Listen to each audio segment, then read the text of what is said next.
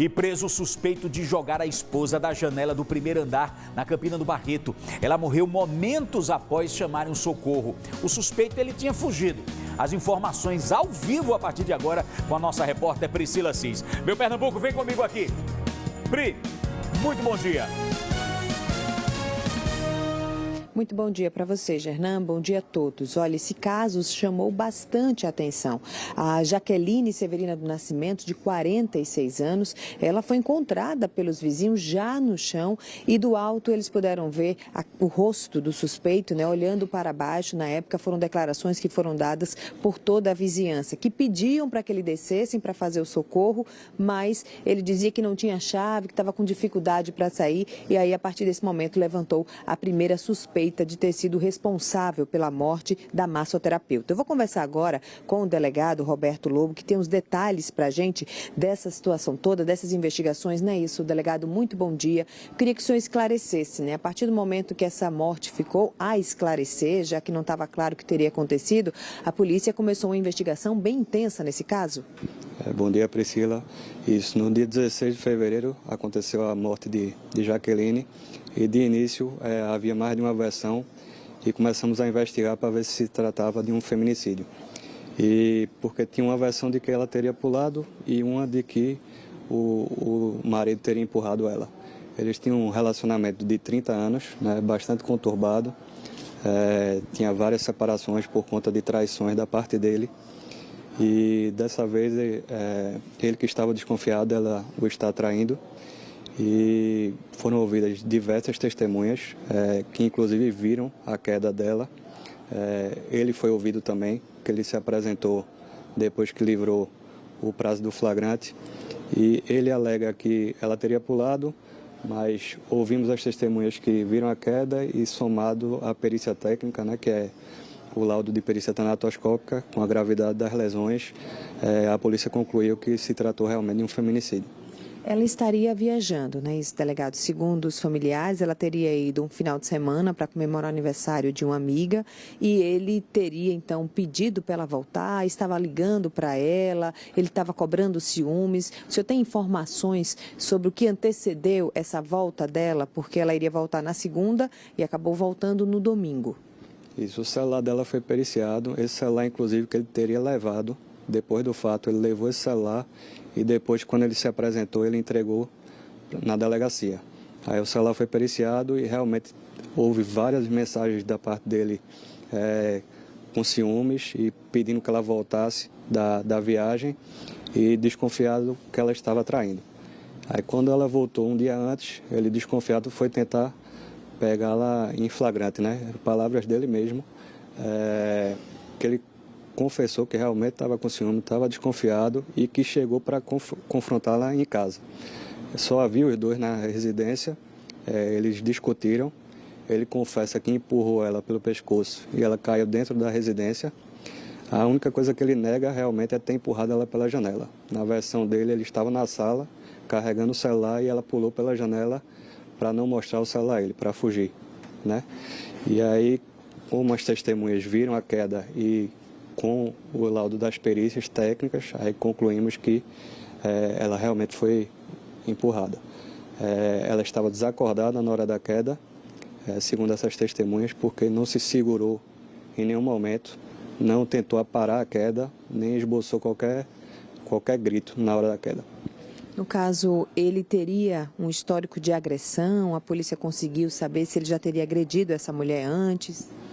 Não, ele não tinha histórico de agressão. A família realmente disse que os problemas do relacionamento eram por causa de traições, mas agressões físicas anteriores não houveram. Então não era nada que ela pudesse, por exemplo, supor, não vou para casa agora porque ele está lá, ele pode me agredir, pode me matar. A vítima, então, talvez não tivesse noção do risco que estava correndo? Isso, ela não tinha noção do risco, tanto que ela voltou um dia antes, né, para casa. Eles estavam juntos, já tinham se separado várias vezes, mas eles estavam juntos. Delegado, ele disse por que levou o celular dela e não entregou de imediato à polícia? Ele diz que foi no hospital, quando socorreram ela, os próprios médicos entregaram o celular a ele. Mas ele não entregou de imediato, né? A polícia sabe se ele tentou apagar alguma informação, alguma mensagem? Não, ele não tentou apagar. Tanto que ele, na verdade, ele não conseguiu acessar o celular porque ele não tinha senha. Aí ele pediu a familiares a senha várias vezes, mas não forneceram a ele a senha e ele não conseguiu desbloquear. E ele teria, quando ele diz que empurrou pelo pescoço, justamente para que ela caísse, foi no momento de discussão. Existe uma história, segundo alguns parentes, que ele estivesse brigando para tomar o celular dela. Ele chegou a dar esse detalhe para a polícia? Isso, ele diz que realmente brigou com ela para tentar tomar o celular, porque, nas palavras dele, ele queria pegá-la na mentira, né? Na traição. Delegado Gernan, nosso apresentador que está no estúdio, tem uma pergunta para a gente. Pois não, Gernan? Ok, Priscila, esse camarada é tão frio, que infelizmente a jovem não está aqui para se defender, mas ele ainda queria alegar ou tentou alegar que ela teria se jogado para culpar o mesmo. Repara que fato absurdo, algo como esse aí. Tomara que ele passe um bom tempo na cadeia, né? A polícia fez o trabalho dela. Resta agora as nossas leis e a justiça também, Priscila. Certo, Gernan. Delegado, Gernan pergunta se ele chegou a dizer que ela mesma tinha se jogado nessa intenção de culpá-lo, né, porque que ela ia tirar a própria vida, se ele chegou a justificar porque que ele acha, na hipótese dele, né, já que a perícia inclusive já tirou essa hipótese de que ela teria mesmo se jogado. Ele diz na versão dele que ela teria pulado para não mostrar o celular a ele. Ela pulou, só que ela caiu de cabeça, né? Caiu de cabeça e a lesão foi um politraumatismo craniano, teve lesões nas costas e também na região peitoral. Há uma informação também de que algumas pessoas tinham ouvido gritos de socorro, gritos abafados, né? Será que a perícia disse se tentou, no caso, asfixiar ela? Tinha algum indício, né, no pescoço, tentar sufocar, será? Indícios de asfixia realmente não houve não houve constatação por parte da perícia, mas tinham indícios de que havia mais de uma lesão causada por instrumento contundente, ou seja, seria mais de uma queda, né? Então, provavelmente ela pode ter ficado desacordada quando ele teria jogado ela pela janela, por isso ela não tentou se segurar ou não pediu socorro? Isso, quando se alia a prova testemunhal, né, as testemunhas que viram a queda, com esse laudo da perícia tanatoscópica, é a conclusão que a gente chegou, é que ele já jogou desacordado. Os parentes e vizinhos, na hora, já desconfiaram da atitude dele, né, que parecia não estar muito preocupado em fazer o socorro. Isso também foi confirmado nos depoimentos colhidos pela polícia? Tanto os gritos de socorro, como também essa desconfiança das testemunhas, dos vizinhos, foi registrado no depoimento das testemunhas. Ela gritou por socorro mais de uma vez e a reação dele depois do fato era visivelmente despreocupado, demorou a descer. Ele era a única pessoa que estava em casa, apareceu na janela e demorou a descer para ajudar no socorro. Então, as testemunhas confirmaram essa. E ele não foi ouvido de imediato pela polícia, né? Ele foi para o hospital, segundo os parentes, mas depois ele já desapareceu, é isso? E depois do flagrante é que ele, né, no caso dessa possibilidade de se livrar do flagrante, foi que ele procurou a polícia? Exatamente. A investigação foi bem rápida. Eu queria até elogiar a equipe que em 20 dias conseguiu fechar esse inquérito. A ideia da gente era que ele, quando se apresentasse, inclusive, já tivesse o mandado, já que a gente imaginou que ele ia livrar o prazo do flagrante, só que ele se apresentou muito rápido, logo 3 dias depois do fato, e aí tivemos que fazer um interrogatório, depois ele foi liberado e corremos para conseguir esse mandado, né?